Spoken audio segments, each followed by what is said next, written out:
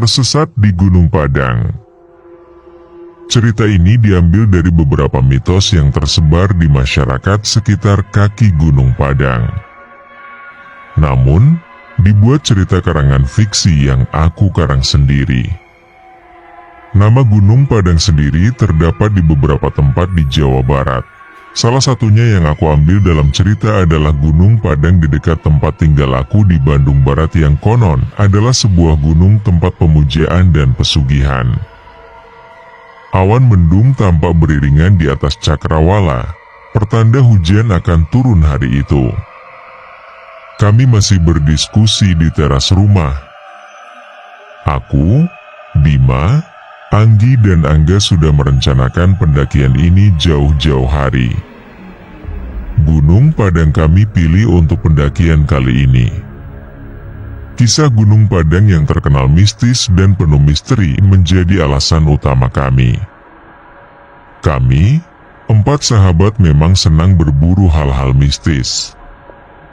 Semua berawal dari Bima yang memiliki kemampuan khusus dan bisa berkomunikasi dengan dunia lain. Yakin lu, banyak pendaki yang hilang di gunung itu, ya ucap Angga dengan tatapan tajam ke arah Bima. Justru itu yang bikin aku penasaran, emang seserem itu tuh gunung? Jawab Bima pasti. Dek, kamu gak usah ikut ya, dipinta Angga kepada sang adik Anggi. Aku mau ikut. Gadis berjilbab hitam itu nampaknya ingin ikut merasakan sensasi mistis dan misteri yang tersimpan di balik cerita Gunung Padang. Ia adalah satu-satunya wanita yang turut serta dalam pendakian kali ini. Malam itu, kami pun sepakat berangkat awal setelah sholat subuh. Semua perlengkapan pendakian telah disiapkan dalam masing-masing ransel. Tak sabar rasanya ingin cepat-cepat ke tempat pendakian. Ketiga sahabatku terlihat tertidur lelap. Namun, mataku sulit terpejam, ada perasaan takut yang menyergap dada. Embusan angin serasa menusuk pori-pori kulit hingga ke jantung. Aku mengeratkan jaket tebal hingga menutupi leher. Kupluk hitam yang menempel di kepala turut melindungi dari dinginnya angin gunung. Baru 1 jam berjalan, tubuhku serasa kaku. Semakin tinggi mendaki udara pun semakin menusuk. Dari kejauhan terlihat sebuah gubuk tua berukuran 4x5 meter. Saat itu sinar mentari telah tampak dari ufuk timur, membelai hangat tubuh kami yang hampir membeku. Seorang lelaki tua terlihat keluar dari gubuk dan menghampiri kami.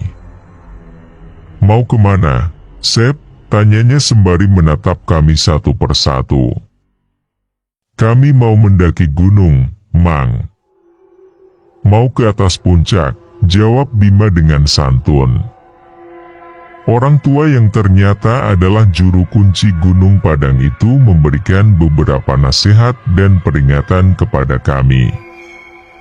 Di dalam gunung, kami tidak boleh menyebutnya sebagai gunung melainkan Nagara Padang. Sang juru kunci juga mewanti-wanti agar berperilaku sopan dan tidak berbicara kotor. Jangan sekali-kali masuk ke dalam gua yang ada di dalam gunung, pinta sang juru kunci dengan mimik serius. Itulah gua yang banyak dibicarakan orang. Konon gua itu dijadikan tempat pemujaan dan pesugihan. Ada rumor yang beredar bahwa di dinding gua terpahat nama-nama orang yang menjalankan pesugihan. Akhirnya, kami pun melanjutkan perjalanan. Warna hijau dari pohon pinus yang menjulang tinggi mendominasi pemandangan hutan. Kicauan burung yang bersahutan memanjakan telinga siapapun yang mendengarnya. Sesekali terlihat beberapa kera liar melintas, berayun dari satu pohon ke pohon lain. Sungguh tempat yang benar-benar asri dan jarang terjamah manusia. Benarlah kata sang juru kunci, terdapat beberapa gua yang terlihat sunyi dan gelap. Aura mistis begitu kuat saat melintasinya. Bulu kuduku seakan meremang disertai hawa dingin yang menjalar ke seluruh tubuh. "Jangan melihat ke gua, cepat jalannya," pinta Bima saat menyadari netraku yang terpaku ke dalam gua hingga membuat kaki seakan berat untuk melangkah. Akhirnya, Bima menyeretku untuk tetap mempercepat langkah. Matahari tepat di atas kepala ketika kami mencapai puncak gunung, sebuah dataran yang cukup bersih kami jadikan tempat mendirikan tenda. Sang surya perlahan tenggelam, warna orange berpadu dengan kepulan embun tampak memesona mata. Sungguh ciptaan Tuhan yang tidak ada duanya. Langit pun perlahan menghitam, seisi hutan berubah mencekam. Semakin malam, semakin riuh dengan berbagai suara binatang, kicauan burung hantu dan lolongan anjing turut menambah angker hutan itu. Kami tengah berkumpul di depan api unggun ketika sekelebat bayangan hitam besar melintas di hadapan. "Apa itu, Bim?" Tanyaku kaget. "Entahlah, mungkin binatang," jawab Angga datar. Bima tampak menatap tajam ke satu arah di balik semak-semak. Raut mukanya seketika tegang, cucuran keringat mulai membasahi pelipisnya, padahal udara saat itu terasa sangat dingin. "Ada apa, Bim? Kenapa lo seperti ketakutan?" Tanyaku khawatir. "Tidak apa-apa, sebaiknya kita beristirahat di tenda," jawab Bima sembari melangkah ke dalam tenda. Kami pun mengikutinya dari belakang menuju tenda. Kami berbaring di dalam tenda, mengistirahatkan tubuh yang letih karena seharian mendaki. Di luar sana suara binatang malam semakin jelas terdengar. Sesekali terdengar suara seringai tawa wanita yang membuat bulu kuduk kami berdiri. Seringainya semakin nyaring dan cumiakan telinga hingga membuat bulu kuduk kami berdiri. "Suara apa itu?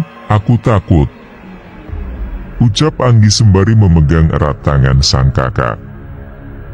"Mereka merasa terganggu dengan kehadiran kita. Sebaiknya kita turun gunung sekarang," ucap Bima dengan sorot tajam. Tenda kami tiba-tiba berguncang hebat, kami menghambur keluar dan berlari seketika.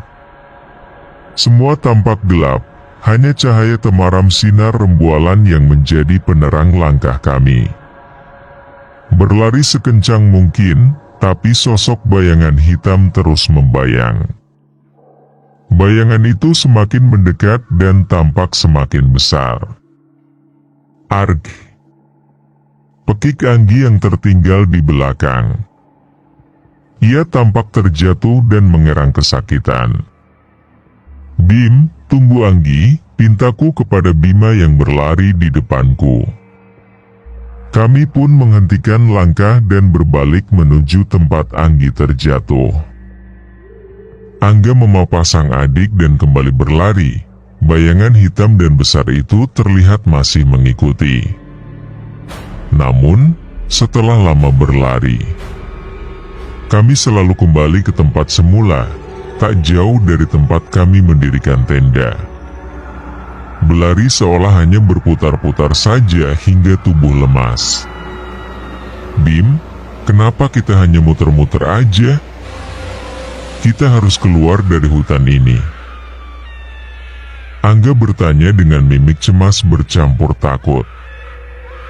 "Coba kalian ingat-ingat, apa ada larangan yang dibilang juru kunci yang kalian langgar?" Tanya Bima tegas. "Iya, tadi Angga ngetawain kenapa gunung harus disebut Nagara," timpal Anggi. Kami pun terdiam dan berpikir sejenak. Untunglah sosok bayangan hitam itu sudah tidak mengikuti. Kembali berlari melalui jalan yang berbeda. Namun, Tetap kembali ke tempat yang sama hingga fajar menyingsing dan membuat tubuh kami semakin lemah hingga tak bisa digerakkan lagi. Entah sudah berapa lama kami tak sadarkan diri, kaki terasa kaku dan ngilu. Matahari tepat di atas kepala. Namun, ketiga temanku masih terlihat tak sadarkan diri. "Tolong, jipekiku demi mencari bantuan." Tidak lama, ketiga temanku pun terbangun dan turut berteriak meminta pertolongan. Selang beberapa menit, tanpa beberapa warga